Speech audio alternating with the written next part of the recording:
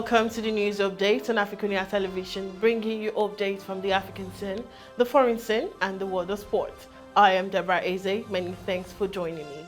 We begin from Nigeria. The presidential candidate of the People's Democratic Party, PDP, ATIKU Abubakar, has said the idea of manual collation of election results by the Independent National Electoral Commission is a ploy to lay the groundwork for rigging next year's general election.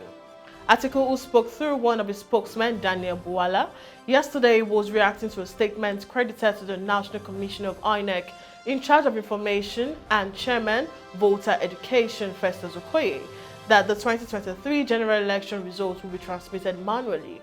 The former vice president insisted that there must be strict adherence to the new electoral law, which supports a good use of technology in elections. He said such adherence to the law was necessary as it worked in other states where off-season governorship elections took place recently. But INEC also reacted, saying its explanation on results management procedure is being misinterpreted to mean the commission has jettisoned the electoral or electronic transmission of results and reverted to the manual process. He said that position was not correct. And now moving on, the Vice President, Professor Yemi Osinbajo, has assured Nigerians that the inauguration of a board for the Nigerian Electricity Liability Management Company would enhance ongoing efforts to resolve liabilities relating to tariff shortfalls for distribution companies, among others challenges plaguing the nation's power sector. The company has been running without a duly constituted board since the first one was inaugurated in 2013 and dissolved shortly after. Speaking at the weekend at the virtual inauguration of a new 10-man board for NELCO in Abuja, Osinbajo stressed that the inauguration marked an important milestone in the bid to resolve the liability related to tariff shortfalls in the power sector, specifically for distribution companies, and to provide a vertebral mechanism for managing the very dynamic nature of the liquidity challenges of the power sector in Nigeria.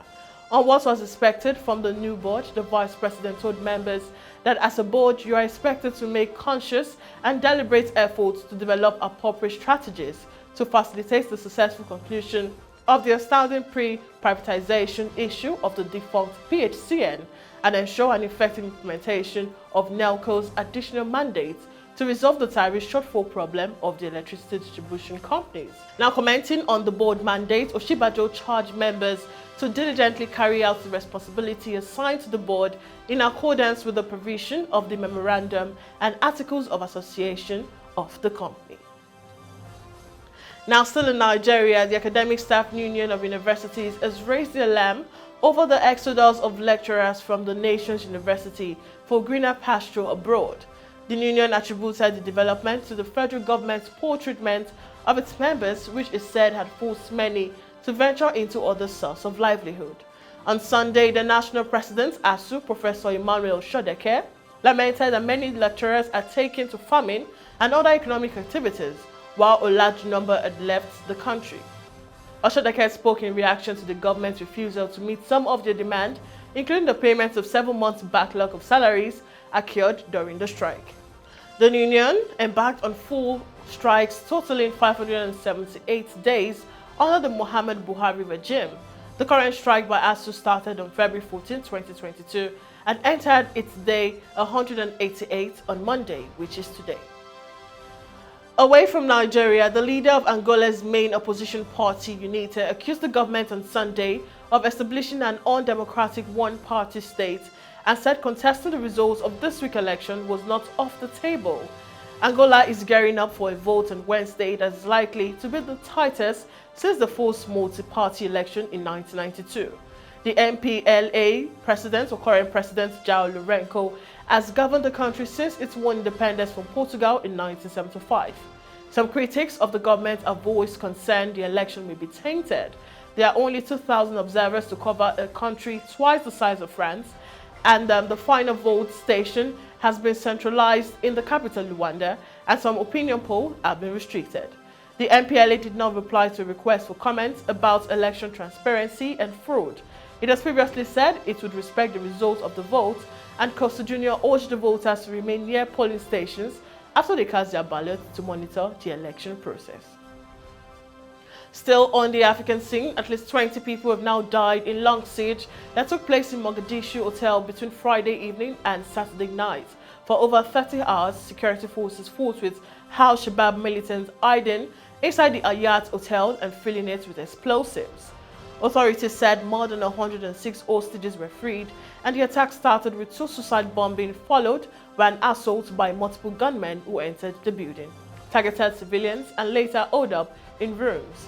Al-Shabaab is an Al-Qaeda linked group that frequently perpetrates assaults to try to destabilize the government, claimed responsibility for the operation.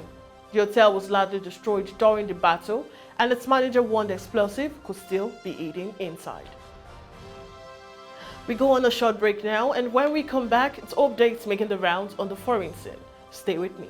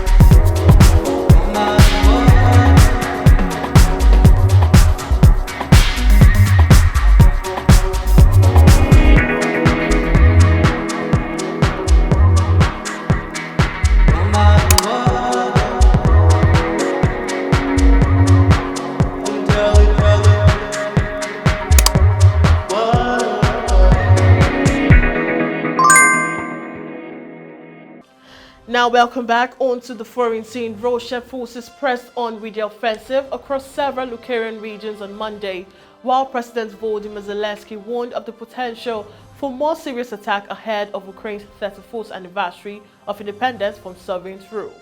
Artillery shells rained down on Nikopol, a city near Europe's biggest nuclear plant, while missiles struck near the Black Sea port of Odessa over the weekend.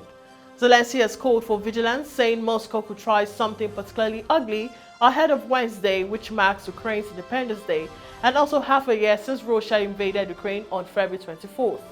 Zelensky said he had discussed all the threats with French President Emmanuel Macron, and word has also been sent to other leaders, including Turkish President Tayyip Erdogan and UN Secretary General Antonio Guterres.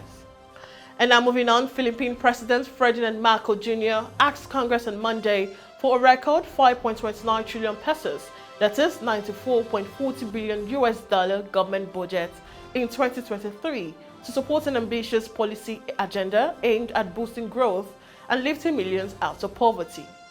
Marcos proposed budget, which is equal to 22.2% of the country's total economic output, is nearly 5% higher than its predecessor's spending plan for 2022. He is aiming to expand the Southeast Asian economy by as much as 8% during its 6-year term to keep its place among Asia's fastest growing nation and halve the poverty rate, which stood at 18.1% in 2021. Education, infrastructure, food security, healthcare, and clean energy got top priority in the 2023 budget, which was presented to Congress by a presidential representative. Now, the Congress is expected to approve the budget by October, and Marcos is expected to sign it into law before year's end. Still on the foreign scene, US President Joe Biden administration will press ahead with talks on releasing billions of dollars in Afghanistan's foreign-held assets, despite late Al-Qaeda leader Ayman al-Zawahiri's presence in Kabul and foot dragging by the Taliban and Afghan central bank, according to 3 sources with knowledge of the situation. The decision to pursue the initiative to help stabilize Afghanistan's collapsed economy underscores growing concern in Washington over an humanitarian crisis, as the United Nations warns that nearly half the country's 40 million people face acute hunger as winter approaches.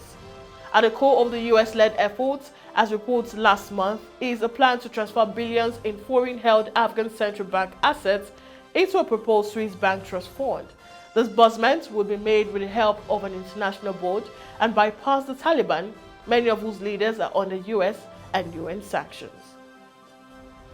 And now we head to the sports scene. Tyson Fury performed yet another retirement U-turn by telling Usyk to show him the money for an undisputed fight.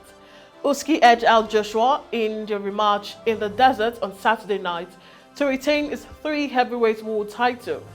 The only belt missing from his collection is Fury's WBC strap, which he has retained despite insisting he is retired. Fury has been given until Friday to make a decision over his future, but is now ready to negotiate a clash with Usyk if the money is right. The Ukrainian went as far as to say that he would retire if the Briton was not willing to come to the table. Fury came close to challenging for all 4 belts last summer when terms were agreed with Joshua for a clash in Saudi Arabia, where he was ordered to face Deontay Wilder for a 3rd time, scrapping any hope of crowning the 4th undisputed heavyweight world champion since Lennox Lewis in 1999. But Fury is now expected to inform the WBC of his intention to retain his belt, and he could then face Usyk back in the Middle East in December. And finally, Leeds United continued to impress under American coach Jesse Marsch after a relentless display earned them a 3-0 Premier League victory over Chelsea, who finished with 10 men on Sunday. In a raucous Elland Road atmosphere, 2 goals in 5 first-half minutes saw the hosts raising a 2-0 lead, with Chelsea unable to cope with intensity. The opener came after a monumental error from away goalkeeper Edouard Mendy, allowing American Brendan Aronson in to score his first Premier League goal on 33 minutes before Rodrigo added in his 4th of the season to make it 2. There was no letting up from Leeds as they put the game to bed with a 69th minute third through Jack Harrison before Chelsea's close season signing Kalidou Koulibaly was sent off late on. A second victory from 3 at the start of the new campaign came at the centre from there on in, helping Leeds climb up to 2nd in the standing, while Chelsea's first loss leaves them down in 12th. And that concludes the news update on AFRICUNIA television. Do follow all our social media platforms on Jointum, Pangram.ct, Instagram, Facebook, and on Twitter in that respective order. Subscribe to our YouTube channel and also link us up on www.africunia.tv to stay connected and updated to our news and other programs. Once again, I am Deborah Ezeh. Bye for now.